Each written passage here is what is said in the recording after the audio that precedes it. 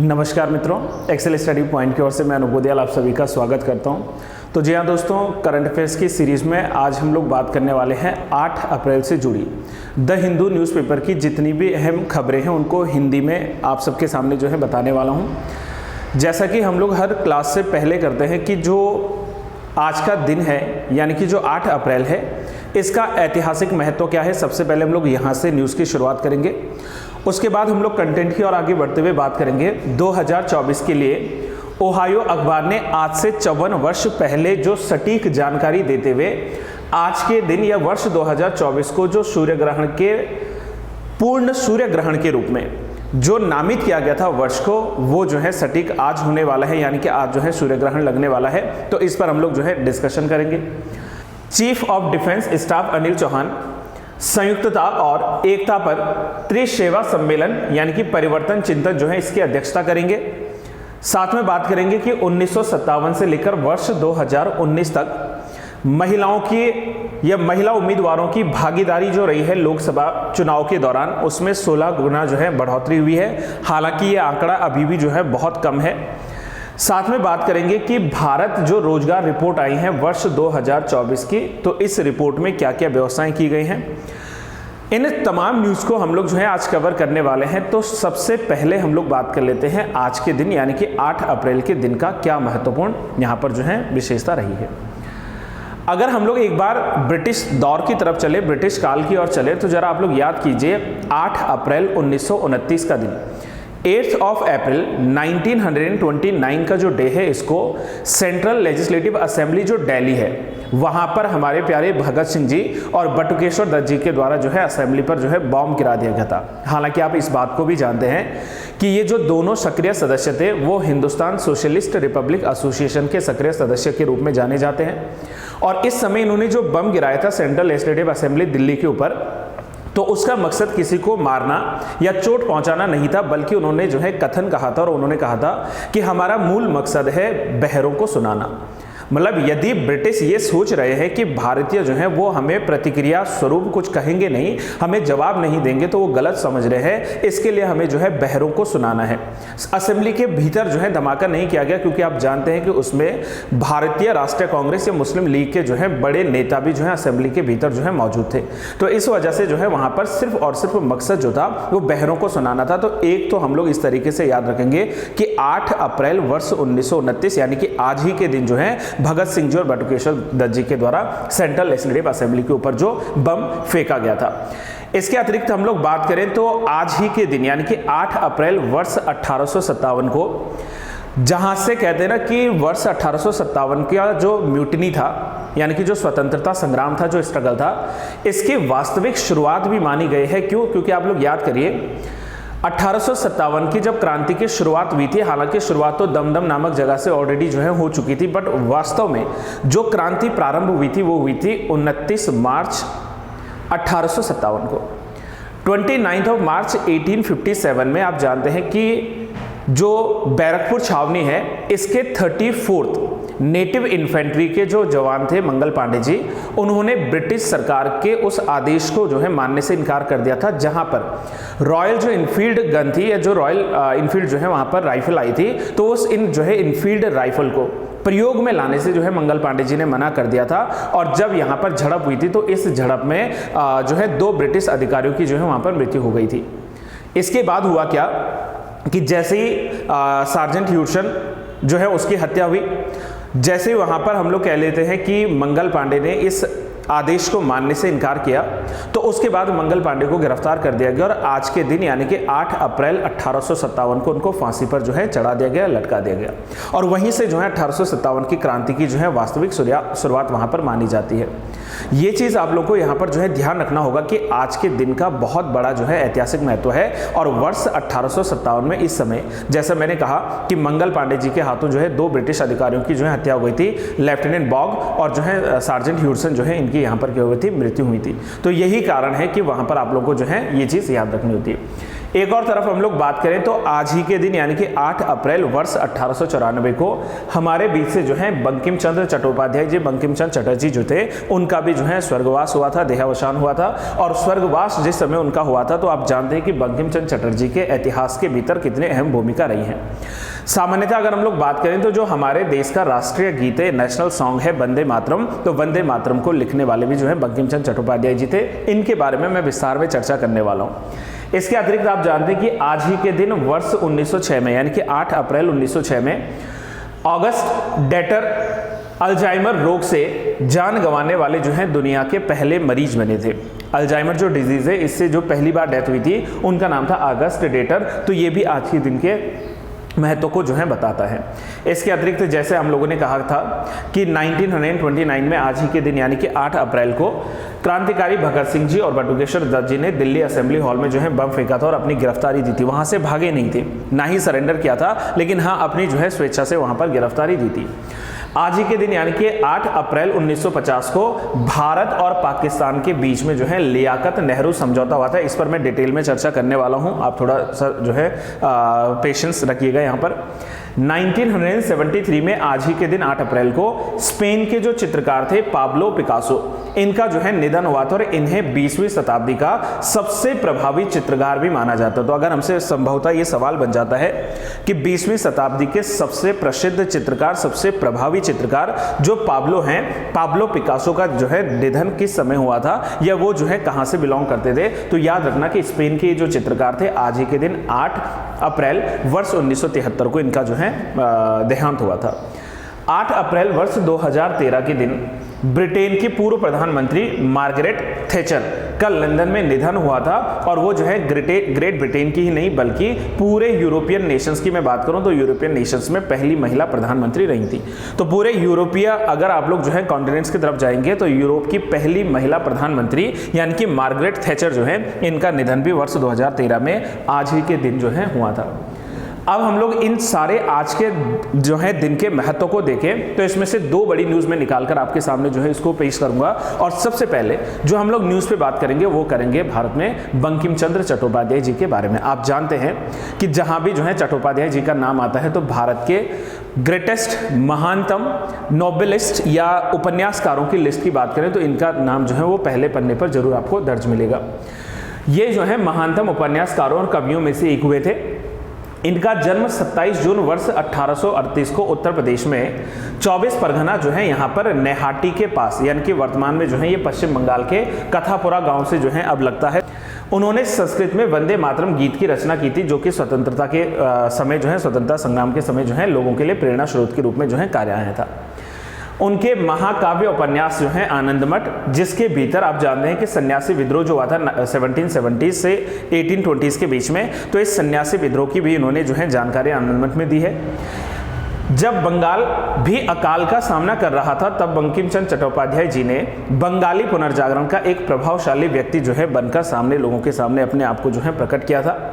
इन्होंने साहित्यिक अभियान के माध्यम से बंगाल के लोगों को जो है बौद्धिक रूप से प्रेरित करने का जो है प्रयास किया था। और साथ में हम लोग बात करें तो भारत को अपना राष्ट्रीय गीत यानी कि वंदे मातरम जो है इनको भी आनंदमठ से ही लिया गया है और ये जो है बंकिम चंद्र चट्टोपाध्याय जी की ही देन है। 1872 में बंकिम चंद्र चट्टोपाध्याय जी ने मासिक साप्ताहिक पत्रिका यानी कि जो वहां पर क्या आती है हर महीने जो है साहित्यिक जो पत्रिका आती थी, इस पत्रिका जिसका नाम है बंग दर्शन, इसका भी जो है संपादन किया था, इसको भी जो है शुरू किया था। बंगाल विभाजन के समय वर्ष 1905 में आप लोग जानते हैं कि बंगाल का डिवीजन हुआ था और उसी समय इन्होंने जो है आम जन को जागरूक करने के लिए, आम जनों की भावनाओं को समझते हुए जो है यहाँ पर आमार सोनार बांग्ला गीत जो था इसकी भी रचना की थी। और आप जानते हैं कि वर्तमान समय में जो बांग्लादेश है, इस बांग्लादेश के जो है राष्ट्रीय गीत के रूप में इसको जो है जाना जाता है। तो यहाँ पर जो है आप लोग कह सकते हैं कि बांग्लादेश का जो राष्ट्रीय गान है इसमें जो है आमार सोनार बांग्ला जो है इसको यहाँ पर जो है गाया गया था इनके द्वारा। इनके अगर हम लोग उपन्यासों की तरफ चलें, जो प्रसिद्ध उपन्यास हुए हैं तो इनमें जो है आता है कपाल कुंडला जो कि 1866 में इन्होंने जो है पब्लिश किया था। इसके अलावा देवी चौधरानी,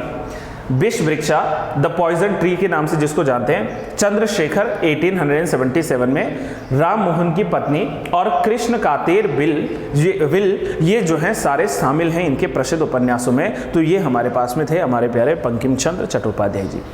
वहीं अगर हम लोग बात करें तो आज ही के दिन यानी कि जो लियाकत नेहरू समझौता हुआ था, वास्तव में इसकी जो है क्या कारण थे, क्यों ये समझौता किया गया था। आप जानते हैं कि आज़ादी के समय लगातार, आप थोड़ा एक बार पन्ने पलटिए और चलिए कहाँ पर, जिस समय डायरेक्ट एक्शन डे यानी कि सीधी कार्रवाई दिवस हुआ था। सीधी कार्रवाई दिवस के भीतर था क्या कि जो मुस्लिम लीग के नेता थे उन्होंने जो है नाखुश हुए थे या जो है कह लीजिए नाराजगी जताई थी, जब माउंटबेटन के द्वारा ये घोषणा कर दी गई थी कि भारत में जो है इंटरिम गवर्नमेंट का या अंतरिम सरकार का जो है क्या होगा, शुरुआत होगी, और पंडित नेहरू जी को जो है इसकी अध्यक्षता सौंप दी गई थी। तो उसके विरोध स्वरूप कहते हैं कि कत्लेआम जो है शुरू हो गया था हिंदू मुस्लिम्स के बीच में, और वहीं से जो है वो आग लगातार भड़कती रही। इवन आज़ादी के बाद भी जो है हिंदू मुस्लिम दंगे जो थे वो लगातार फैल रहे थे।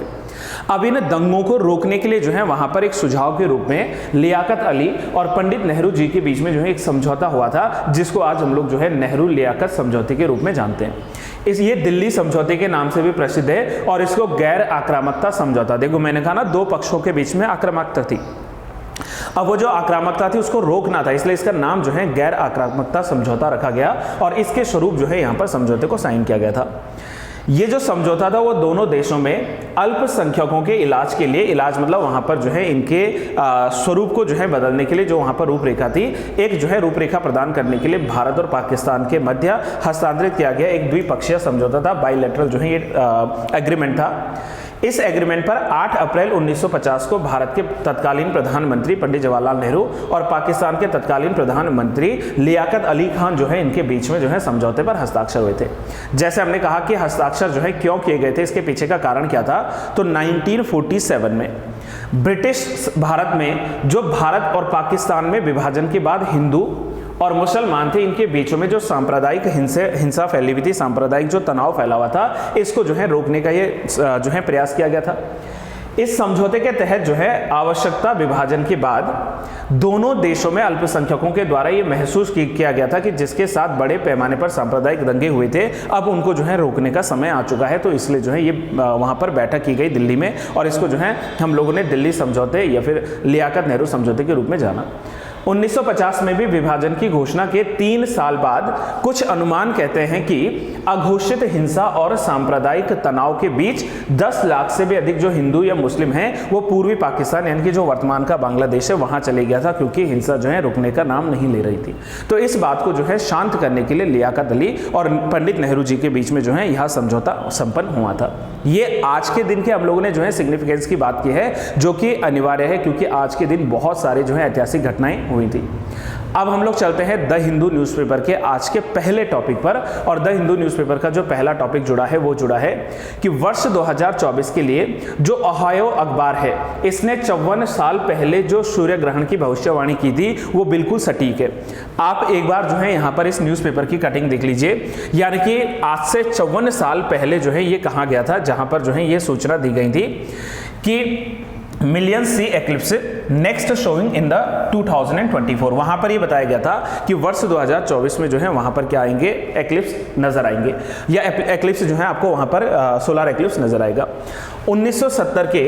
ओहायो अखबार की एक जो है कतरन पूर्ण सूर्य ग्रहण जो है, इसके बारे में उन्होंने जो है पूर्वानुमान लगाया था, और शीर्षक में ही जो है ये लिखा था कि जो है लगभग 2024 में पूर्ण सूर्य ग्रहण जो है वो आने वाला। अभी हम लोग बात करेंगे पूर्ण सूर्य ग्रहण क्या होता है। लाखों इसका शीर्षक ही जो है वो लिखा है लाखों लोगों ने देखा है, यानी कि मिलियन सी एक्लिप्स, लाखों लोगों ने देखा ग्रहण। अगला ग्रहण जो है 2024 में है, या आगामी वर्ष जो 2024 था उस समय के आगामी वर्ष की बात करें 1970 से, तो वहां पर जो है ये देखेगा। और ये जो भविष्यवाणी है ये बिल्कुल सटीक साबित हुई है। क्यों? क्योंकि 8 अप्रैल को ये जो है सूर्य ग्रहण आने वाला है, जो कि विशेष रूप से उत्तरी अमेरिका, मध्य अमेरिका में जो है दिखाई देगा। अनुमान है कि पूर्ण अंधकार के पथ पर पूर्ण सूर्य ग्रहण जो है वो लगभग 4 मिनट 28 सेकंड तक जो है चलेगा। 4 मिनट 28 सेकंड का जो है ये सूर्य ग्रहण यहाँ पर रहेगा। और यदि हम लोग थोड़ा सा बात कर लें कि सूर्य ग्रहण और चंद्र ग्रहण की जो घटनाएं हैं वो वास्तव में कैसी होती हैं या कौन सी घटनाएं होती हैं, तो सबसे पहले आप लोग समझिएगा इसकी, जब भी ग्रहण समझना हो, एक्लिप्सिस जब भी समझने हो, तो एक्लिप्सिस के लिए पहले आपको एक टर्म समझना पड़ेगा, विच इज कॉल्ड सिजिगी। आप लोगों ने जो है शब्द के बारे में सुना भी होगा, एक टर्म आता है जो है सिजिगी। अच्छा, सिजिगी में होता क्या है वास्तव में, ये Z लिखना है आप लोगों ने। सिजिगी, देखो सिजिगी की घटना क्या है, मतलब जब कभी सूर्य, चंद्रमा और पृथ्वी वो एक जो है स्ट्रेट लाइन में आ जाए। मतलब हमारे पास में जो तीनों सेलेस्टियल बॉडीज हैं, एक हमने सन की बात की है, मून की बात की है और अर्थ की बात की है, जब ये एक साथ जो है एक सीधी रेखा में आ जाएं तो ऐसी घटना कहलाती है सीधी की घटना। अच्छा, इसमें अनिवार्यता नहीं है कि हर बार जो है सूर्य और पृथ्वी के बीच में चंद्रमा ही होगा। समटाइम जो है सूर्य और पृथ्वी के बीच में चंद्रमा होगा, समटाइम क्या होगा कि सूर्य और जो है चंद्रमा के बीच में पृथ्वी होगा। देखो लॉजिक सिंपल है, मान लीजिए कि हमारे पास में क्या है, सन है, ये अर्थ है और ये मून है। तो अगर जो है सन और अर्थ के बीच में जो है जिस समय मून आ जाता है तो उसको हम लोग नाम क्या देते हैं, that is called a solar eclipse, यानी कि वहां पर क्या लगता है, सूर्य ग्रहण लगता है। और अगर हम लोग कंडीशन इसकी बदल दें कि सूर्य और जो है मून के बीच में जब पृथ्वी आ जाए, तो सन एंड मून के बीच में जब पृथ्वी आती है तो उससे लगता है चंद्र ग्रहण। सिंपल है। तो यहां पर जब भी हमसे कोई जो है चंद्र ग्रहण या सूर्य ग्रहण के बारे में जो है पूछता है तो आप लोग इस तरीके से याद रख सकते हो कि जब कभी पृथ्वी, सूर्य और चंद्रमा ये एक सीधी रेखा में या स्ट्रेट लाइन में आते हैं तो उससे होता क्या है कि जो बीच में जो सेलेस्टियल बॉडी आ रही है, चाहे वो चंद्रमा आ रहा है चाहे वो अर्थ आ रहा है, वो क्या करेगा, सन से आने वाले प्रकाश को अवरोधित कर देगा, उसको जो है बैरियर बना देगा। और इससे होगा क्या कि पृथ्वी पर जो है खड़ा कोई व्यक्ति या पृथ्वी से अगर हम लोग देखें तो बीच में जो है क्या लगेगा, एक अंधकार जो है महसूस होगा और उसी अंधकार को जो है ग्रहण के नाम से जानते हैं। हालांकि आप जानते हैं कि जो मैंने पूर्ण सूर्य ग्रहण की बात की है, इसमें जो है एक टर्म आपको याद रखना है विच इज कॉल्ड उम्ब्रा। उम्ब्रा का मतलब क्या होता है कि इस सूर्य ग्रहण या चंद्र ग्रहण के समय जो सबसे डार्केस्ट जो पार्ट होता है, यानी कि जो सबसे क्या है यहाँ पर छाया वाला प्रदेश है, इसी को जो हम लोग उम्ब्रा के नाम से जान सकते हैं। That is उम्ब्रा means the shadows fully shaded core, यानी कि जहां पर सर्वाधिक क्या होता है, अंधकार भरा होता है, वो वाला कहलाता है उम्ब्रा। और दूसरी उपछाया कहलाती है हिंदी में, इंग्लिश में इट इज कॉल्ड पेनुम्ब्रा, यानी कि the shadows partially shadow outer region जो है that is called the penumbra. तो यहाँ पर उम्ब्रा और पेनुम्ब्रा जो है इन दोनों को भी यहां पर जो है आप लोग याद रख सकते हैं। और इस आधार पर जो उम्ब्रा वाला भाग है वो टोटल एक्लिप्स कहलाएगा। जैसे मैंने पूर्ण ग्रहण की बात की तो उम्ब्रा वाला पार्ट जो है वो पूर्ण ग्रहण कहलाता है। और on the other side partial eclipse की बात करें तो ये जो है पेनुम्ब्रा वाला पार्ट आ जाएगा। तो पेनुम्ब्रा हमेशा क्या होता है, पार्शियल एक्लिप्स के रूप में जो है जाना जाता है। बाकी आप लोग जानते हैं कि सूर्य ग्रहण के समय जो सूर्य के चारों ओर एक आउटर लेयर नजर आती है उसको जो है कोरोना कहते हैं। क्योंकि देखो कंसेप्ट सिंपल है कि अगर हम लोग सामान्यतः जो है हर दिन सूर्य की ओर देखते हैं तो सूर्य का जो सबसे बाहरी भाग हमें नजर आता है, उस बाहरी भाग को हम लोग क्या नाम देते हैं, उसको हम लोग नाम देते हैं प्रकाश मंडल, यानी कि वो क्या है, फोटोस्फीयर है। लेकिन जब हम लोग इसके सूर्य ग्रहण की बात करें तो सूर्य ग्रहण के समय जो सूर्य के चारों ओर का प्रदेश हमें नजर आता है उसको नाम देते हैं हम लोग कोरोना। तो कोरोना और जो है फोटोस्फीयर, इन दोनों में आप लोगों को डिफरेंसेस वहां पर समझने की आवश्यकता हो जाती है।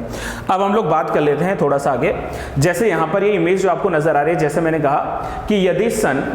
और अर्थ के बीच में मून आ जाता है तो इससे जो शैडो बनता है उसी शैडो को हम लोग जो है सोलर एक्लिप्स के नाम से जानते हैं। And on the other side अगर हम लोग बात करें कि जब कभी ऑन द अदर साइड यदि हम लोग बात करें तो जब कभी सन और मून के बीच में, ये इधर क्या है, सन है, ये इधर क्या है, मून है, तो जब कभी सन और मून के बीच में जो है अर्थ आ जाए तो इससे बनने वाला जो शैडो जोन है वहां पर क्या होगा, उसको हम लोग नाम दे देंगे that is called eclipse, lunar eclipse या फिर जो है चंद्र ग्रहण। तो इन दो जो है आप लोग फिनोमेनास को याद रख सकते हैं।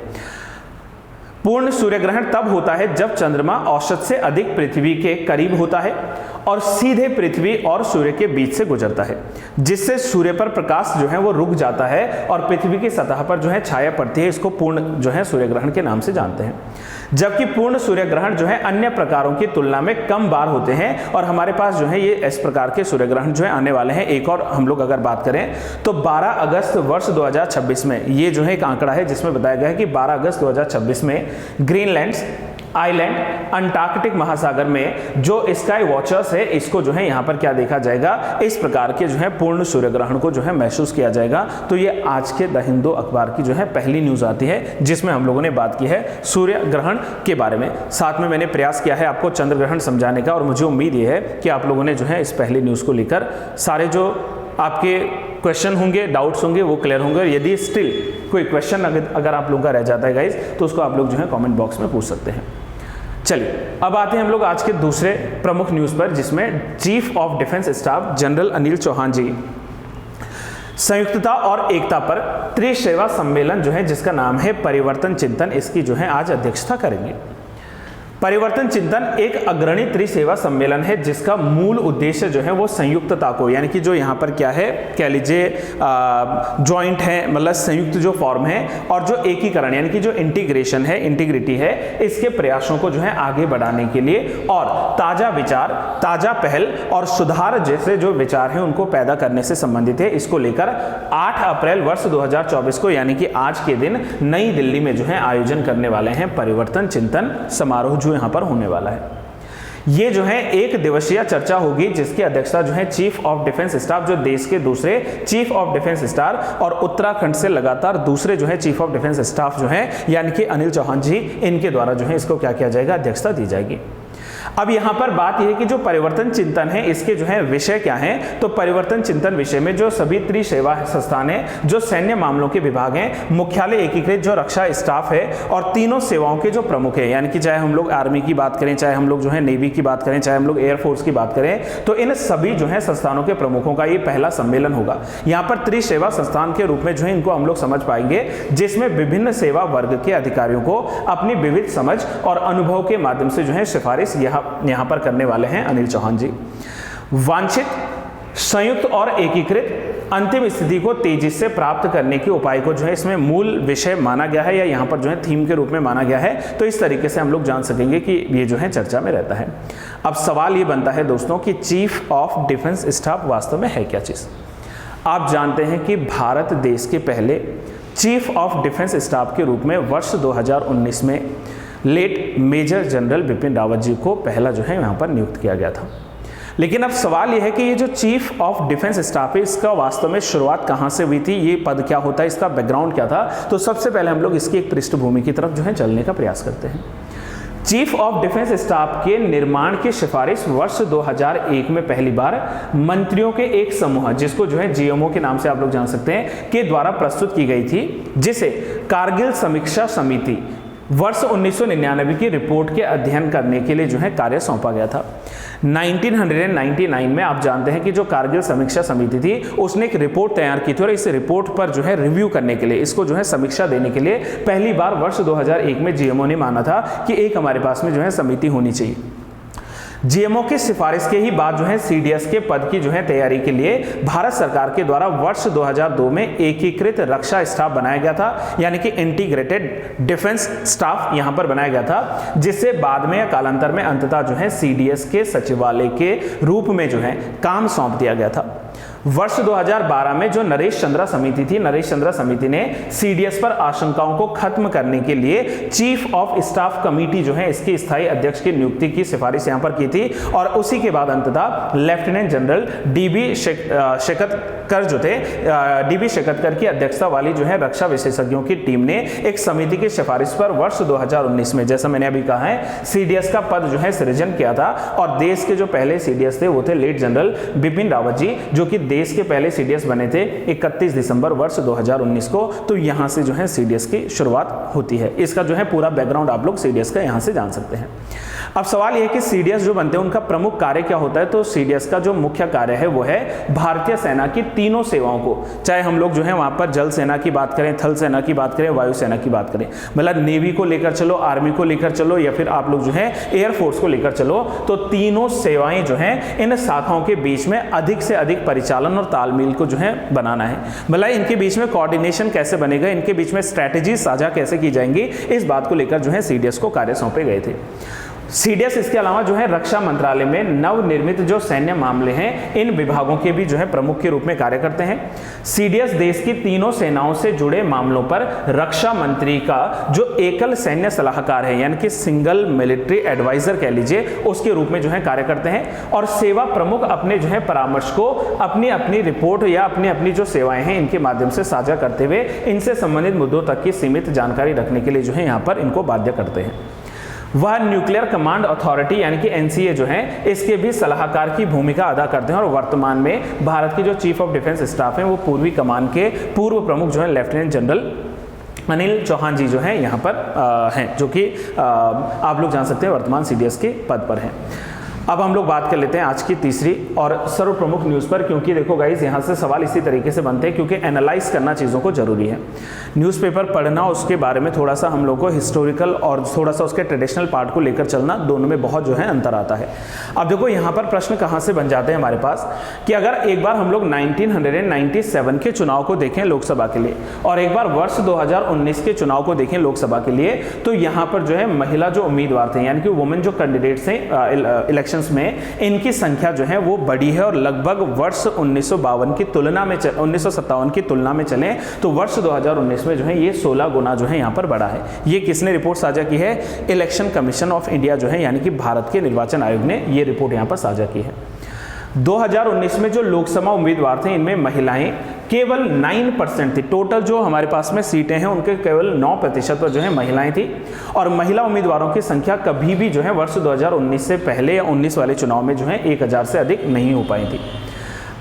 इसमें अगर हम लोग बात करें तो पार्टियां जो है महिलाओं को कम जो है अवसर और कठिन जो है सीटें प्रदान कर रही हैं। ऐसा किसका मानना है? That is centre for the social research. इनके निदेशक का ये मानना है कि पार्टियां जो है एक तो महिलाओं को कम सीटें दे रही हैं और जो सीटें महिलाओं को यहाँ पर दी भी जाती हैं उन सीटों पर क्या है, कठिन जो है सीटें जो होती हैं उन पर इनको मौका दिया जाता है। 1957 में लोकसभा चुनाव लड़ने वाली सिर्फ 45 ही महिला उम्मीदवार थी, जिनकी संख्या वर्ष 2019 तक की बात करें तो वो जो है 726 हो गई थी। चुनाव आयोग के आंकड़ों से यह भी पता चला है कि भले ही संसद में महिलाओं का प्रतिशत प्रतिनिधित्व 1957 में 4.5% से बढ़कर वर्ष 2019 में 14% हो गया हो, लेकिन दूसरी ओर जो है पुरुष उम्मीदवारों की बात करें तो इनकी संख्या जहां 1957 में 1474 थी, वहां अब 2019 में इनकी संख्या बढ़कर हो गई थी 7322। ये यहां पर जो है रिपोर्ट साझा की है इलेक्शन कमीशन ऑफ इंडिया ने। इसका हम लोग सीधे तात्पर्य ये लगा सकते हैं कि चुनाव जो है वो लड़ने वाले जो है पुरुषों की संख्या में 5 गुना वृद्धि हुई है। अगर हम लोग देखो कंपैरिजन करें तो 1957 में जो पुरुषों की संख्या थी उसके मुकाबले 2019 तक जो है 5 गुना वृद्धि हुई थी। वहीं महिलाओं की अगर हम लोग जो है प्रतिशतता के आधार पर वृद्धि की दर्ज करें तो महिलाओं के लिए जो है यह वृद्धि लगभग 16 गुना रही है। हालांकि देखो कैंडिडेट्स का नंबर या कैंडिडेट्स की संख्या जो है वो कम रही है, विदाउट एनी क्वेश्चन संख्या कम रही है, लेकिन परसेंटेज के हिसाब से अगर हम लोग चले तो परसेंटेज में वृद्धि हुई है। हालांकि मैं वंस अगेन वही कह रहा हूं कि अभी भी जो है महिलाओं को अधिक सीट प्रदान करने की जो है आवश्यकता है। जहां एक और जो है वुमेन एम्पावरमेंट का, महिला सशक्तिकरण का मुद्दा उठाया जाता है, वहीं दूसरी ओर जो है समानता के आधार पर जो है इक्वल रिप्रेजेंटेशन इनको जो है मिलना चाहिए। ज़्यादा से ज़्यादा सीटें जो है वो लोकसभा में या राज्यसभा में या चुनाव में जो है इनको प्रदान होना अनिवार्य है। 1957 में केवल 2.9% उम्मीदवार महिलाएं थी और वर्ष 2019 में ये जो कुल महिला उम्मीदवार थी इनको लगभग जो है 9% यहाँ पर हो गई हैं। तो यहाँ पर जो है बढ़ावा हुआ है। हालांकि महिला उम्मीदवारों की संख्या अभी तक कभी जो है 2019 से पहले या 2019 तक जो है 1000 से अधिक नहीं हुई थी। 1952 में हुए जो पहले आम चुनाव थे इसके लिए जेंडर वाइज जो है डेटा उस समय उपलब्ध नहीं कराया गया था, ऐसा भी जो है रिपोर्ट में कहा गया है।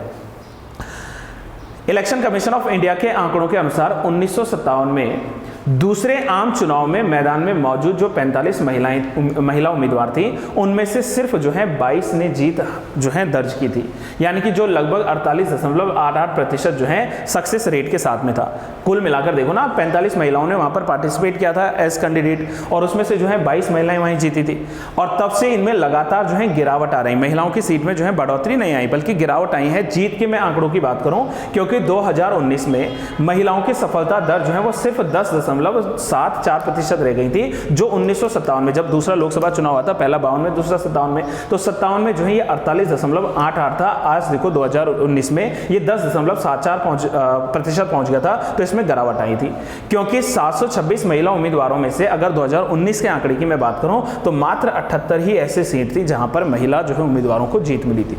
ये जरा यहाँ पर जो है मुद्दा काफ़ी कह लीजिए जो है चिंतनीय हो सकता है। वहीं पुरुष उम्मीदवारों के मामले में उनकी जीत का जो प्रतिशत था वो 1957 में जहाँ 31.7% था, वो जो है वहाँ से गिरकर 2019 में सिर्फ 6.4% रह गया है। तो यहाँ पर जो है ये न्यूज़ प्रमुख हो जाती है। अब हम लोग यदि बात करें तो जहाँ एक और चुनाव आयोग ने हमें रिपोर्ट साझा की है महिला उम्मीदवारों की संख्या को लेकर, वहीं दूसरी ओर एक और प्रमुख रिपोर्ट आई है जिसके तहत भारत में जो है रोजगार रिपोर्ट को वर्ष 2024 के लिए जो है साझा किया गया है और इसके भीतर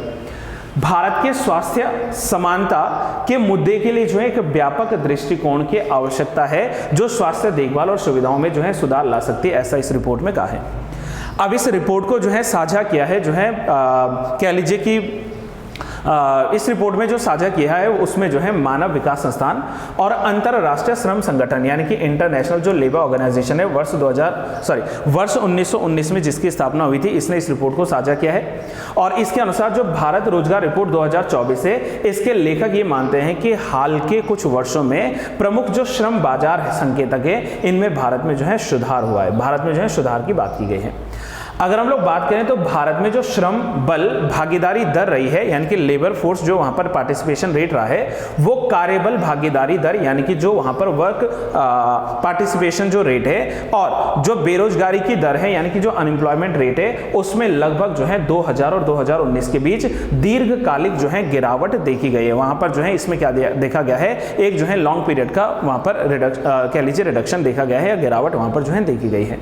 लेकिन इसके बाद भी जो है यहाँ पर भारत में जो है सुधार हुआ है, यहाँ पर जो है कह लीजिए हालात में जो है इंप्रूवमेंट हुआ है। यहाँ पर जो है लेखकों ने ये कहा है कि ये सुधार जो है वो आर्थिक संकट की अवधि के साथ मेल रखाता है। आर्थिक संकट की अवधि 1991 एक बार चली जाइए, वर्ष 2008 में चले जाइए तो जहाँ पर इकोनॉमिक क्राइसिस बने थे और इकोनॉमिक क्राइसिस के बाद किस तरीके से जो हमारे वहाँ पर श्रम बल उभर कर वापस आए और किसी इन्होंने रिस्टोर किया है इकोनॉमी को, तो इसको लेकर जो है वहाँ पर आप लोग कहेंगे कि इस रिपोर्ट में जो है बातें साझा की गई हैं। कोविड-19 महामारी से पहले और उसी के दौरान जो है दो चरम महामारियां थी, उसकी जो है तिमाहियों को जो है छोड़कर अगर हम लोग बात करें तो भारत में जो है लगातार श्रम बल जो है वो बढ़ा है। हालांकि कोरोना काल में अगर हम लोग बात करें उससे पहले और कोरोना काल की जो लहर जिस समय चल रही थी उस समय थोड़ा सा जो है यहाँ पर श्रम बल में गिरावट जरूर देखा गया था। अगर हम बात करें कि महिला श्रमिक या महिला श्रम और पुरुष श्रमिक जो हैं इनमें कितना अंतर रहा है, तो महिला जो LFPR है उसमें पुरुष समकक्षों की तुलना में लगभग जो है कह लीजिए काफ़ी गिरावट रही है। महिला जो है श्रमिकों में काफ़ी गिरावट रही है। 2023 में पुरुष जो है LFPR जहां 78.5% पर था, वहीं दूसरी ओर महिला जो है LFPR लगभग 37% रहा था, जिसमें काफ़ी गिरावट देखी गई है। विश्व बैंक के आंकड़ों के अनुसार विश्व महिला जो है LFPR वो जो है कितना है 49% है। अगर हम लोग जो है वर्ल्ड वाइड वुमेन्स की बात करें विश्व स्तर पर, महिला LFPR 2000 से लगातार जो है घट रही हैं और 2019 में ये जो है 24.5 पर जो है पहुंच गई है। इससे पहले कि यह थोड़ा ऊपर जो है उठे, खासकर ग्रामीण क्षेत्रों में इसमें जो है कार्य करने की क्या है अभी भी आवश्यकता है। साथ में यहाँ पर जो है लेख को लिखने वाले लेखक बताते हैं कि मामूली सुधारों के बावजूद जो है रोजगार की स्थिति जो है खराब बनी हुई है और रोजगार को लगातार जो है इंक्रीज करना है। जब रोजगार का मुद्दा आता है तो आप भारत सरकार को, आप हर राज्य सरकार को, स्पेशली उत्तराखंड राज्य सरकार को जो है टारगेट कर सकते हैं, क्योंकि देखो रोजगार का जो मुद्दा है वो छुपा हुआ है, बस चारों तरफ जो है चल रहा है चुनाव का मुद्दा। ठीक है, मैं यहाँ पर विरोध नहीं कर रहा हूँ, लेकिन एक तरफ जो है मस्जिद का मुद्दा, एक तरफ जो है राम मंदिर का मुद्दा, लेकिन जो वास्तविक जो बेसिक नेसेसिटी है, बेसिक नीड है, जहाँ पर आपको जो है देश के यूथ को, देश के युवा को रोजगार देना चाहिए, तो उस रोजगार संबंधित मामले पर जो है कोई विषय परक जो है सूचना नहीं मिल रही। जब कभी भी रोजगार देने की बात आती है तो आप जानते हैं कि किस तरीके से जो है पीपल्स को लेकर जो है भ्रष्टाचार जो है लगातार फैल रहा है, और इस भ्रष्टाचार के खिलाफ यदि कोई जो है युवा आवाज भी उठाता है तो उसकी आवाज को जो है दबा दिया जाता है। मैं उदाहरण के रूप में जो है बॉबी पवार की ही बात कर लूं तो जिस तरीके से इन्होंने भ्रष्टाचार को रोकने की शपथ खाई है और आने वाले जो लोकसभा चुनाव में अपना नाम दिया है उसके प्रमुख एजेंडा के रूप में भी इन्होंने सबसे पहले जो है उत्तराखंड में जो भ्रष्टाचार प्रवृत्ति के जो एग्जाम्स करवाए जा रहे हैं उनको रोकने का प्रयास किया है। तो इन सारे बातों को देखकर मतलब कहा जा सकता है कि वहां पर स्टिल जो है वो रोजगार की स्थिति भारत में जो है दयनीय है। उत्तराखंड में जो है काफी दयनीय यहाँ पर स्थिति बनी हुई है। भारत रोजगार रिपोर्ट से ये पता चलता है कि स्वरोजगार और अवैतनिक जो पारिवारिक काम है इसमें वृद्धि के लिए मुख्य रूप से महिलाएं ही जो हैं जिम्मेदार हैं, और वर्ष 2019 के बाद जो वृद्धिशील रोजगार है इसका लगभग 2/3 जो हिस्सा है वह स्वरोजगार श्रमिकों को, यानी कि जो सेल्फ एम्प्लॉयड क्या है वहां पर श्रमिक हैं इनका था, जिनमें जो है अवैतनिक में भी कौन है वहां पर महिलाएं, पारिवारिक जो है कामगार जो है वो प्रमुख है जिनको किसी भी वेतन के जो है हिस्सेदार के रूप में शामिल नहीं किया गया। नियमित काम का हिस्सा जो लगभग वर्ष 2000 के बाद हम लोग बात करें तो लगातार बढ़ता चला जा रहा है, और 2018 के बाद जो है ये फिर से घटने लगा था। 4 से तो बढ़ रहा था, लेकिन 18 के बाद जो है यहाँ पर लगातार गिरावट देखी गई है। वैश्विक स्तर पर रोजगार, शिक्षा, प्रशिक्षण में न आने वाले युवाओं की जो दर है वो जो है दक्षिण एशिया में लगातार सबसे अधिक जो है बढ़ी रही है। और 2010 और 2019 के बीच का जो युवा रोजगार का जो मतलब स्तर है वहां पर वो लगभग कितना रहा है, 29.2% रहा है। ये ILO की रिपोर्ट 2022 के तहत जो है आंकड़ा साझा किया गया है। भारत में भी रोजगार, शिक्षा और प्रशिक्षण में न आने वाले युवाओं की एक बड़ी हिस्सेदारी है और यह दर जो है पुरुषों की तुलना में युवा महिलाओं में जो है क्या है वो सर्वाधिक रही है। तो इस प्रकार से जो है इस बार की रिपोर्ट को साझा किया गया है। अब रिपोर्ट को साझा करने वाले जो दो मैंने आप लोगों को ऑर्गेनाइजेशंस बताए हैं, इन पर थोड़ा हम लोग जो है चर्चा कर लेते हैं। सबसे पहले हम लोग बात करेंगे इंटरनेशनल लेबर ऑर्गेनाइजेशन यानी कि अंतर्राष्ट्रीय जो श्रम संगठन है। इंटरनेशनल लेबर ऑर्गेनाइजेशन की शुरुआत, ये इसकी स्थापना वर्ष 1919 में हुई थी और ये जो है संयुक्त राष्ट्र एजेंसीज की बात करें, यूनाइटेड नेशन एजेंसीज जो है इनके एकमात्र जो है त्रिपक्षीय जो है एजेंसी के रूप में कार्य करती हैं। ये जो है श्रम मानकों को निर्धारित करने के लिए, इनके लिए नीतियां बनाने के लिए और जो है सभी महिलाओं और पुरुषों के लिए जो है सभ्य काम करने की जो कंडीशन है, जो स्थितियां हैं, इनको बढ़ावा देने के लिए कार्यक्रम तैयार करने के लिए जो है लगभग 187 सदस्य राज्यों की सरकारों, नियोक्ताओं और श्रमिकों को जो है एक साथ लाने का जो है कार्य करता है ILO। जैसा कि नाम है उसका जो है लेबर ऑर्गेनाइजेशन से, तो भाई जो श्रमिक हैं, जो कार्य करने वाले जो है कार्य श्रमिक हैं, उनके जो है हितों की रक्षा करना, उनके हितों के लिए जो है कार्य बनाना, कानून बनाना, ये सारा जिम्मेदारी जो है वो ILO को सौंपा गया है। राष्ट्र संघ की एक संबद्ध एजेंसी के रूप में जो है वर्साई की जिस समय संधि हुई थी 1919 में, तो वर्साई की संधि के अंतर्गत ही जो है ILO को एस्टैब्लिश किया गया था। और वर्तमान में अगर हम लोग इसके हेडक्वार्टर की बात करें तो इसका हेडक्वार्टर है जेनेवा, स्विट्जरलैंड में। 1946 में जो है यूनाइटेड नेशंस की पहली संबंध विशेष एजेंसी के रूप में जो है ILO को शामिल किया गया था। और इसके संस्थापक मिशन की हम लोग बात करें, जिस समय फाउंडेशन इसका होता तो मेजर ऑब्जेक्टिव जो था वो था सार्वभौमिक यानी कि यूनिवर्सल और स्थायी शांति के लिए जो है सामाजिक न्याय सुनिश्चित करना, सोशल जस्टिस जो है बनाने की आवश्यकता है फॉर दी, जहां पर क्या होगा यूनिवर्सल एंड परमानेंट क्या होगा, पीस होगा। तो उसके लिए यहां पर क्या करना है, सामाजिक न्याय होना चाहिए और सामाजिक न्याय से जुड़ा होता है श्रम। तो श्रम के भीतर जो है सामाजिक न्याय का बना होना अनिवार्य है। अंतर्राष्ट्रीय स्तर पर मान्यता प्राप्त जो मानव और श्रम अधिकार हैं, यानी कि जो ह्यूमन राइट्स हैं या जो है लेबर राइट्स हैं, तो ह्यूमन एंड लेबर राइट्स जो है इनको क्या करना है, प्रमोट करना है। और इसी कार्य के चलते जो है इस ILO को जो है वर्ष 1969 में 1979 में नोबेल पीस प्राइज भी दिया जा चुका है। नोबेल शांति पुरस्कार जो है इससे सम्मानित किया जा चुका है ILO को। वही दूसरी संस्था की बात करें तो इसमें आता है मानव विकास संस्थान, यानी कि जो मानव विकास संस्थान है, इसकी स्थापना वर्ष 1998 में जो है Indian society of labour economics के द्वारा की गई थी। और ये जो है एक प्रकार का गैर लाभकारी स्वायत्त संस्थान है, यानी कि नॉन प्रॉफिट ऑटोनोमस बॉडी के रूप में जो है ये कार्य करता है, जिसका मेजर ऑब्जेक्टिव है एक ऐसे समाज का निर्माण करना या एक ऐसे समाज के निर्माण में योगदान देना जो कि समावेशी विकास को बढ़ावा देता हो, महत्व देता हो, जो कि इंक्लूसिव डेवलपमेंट की और जो है राह की और जो है लेकर चलता हो। ऐसे जो है पैमाने को जो है सेट करना है। गरीबी और अभाव से मुक्त सामाजिक, आर्थिक और राजनीतिक व्यवस्था को सुनिश्चित करना, ये जो है किसका उद्देश्य है, वो हमारे मानव विकास संस्थान का जो उद्देश्य है। और यही कारण है कि इन्होंने जो है ILO के साथ मिलकर रोजगार के ऊपर जो है रिपोर्ट यहाँ पर साझा की है या रिपोर्ट जो है यहाँ पर बनाई है। तो आज के प्रमुख करंट अफेयर्स के ऊपर हम लोगों ने जो है अभी तक जो बातों पर डिस्कशन किया है, मुझे उम्मीद है कि वो सारी चीज़ें जो है आपको क्लियर हुई होंगी।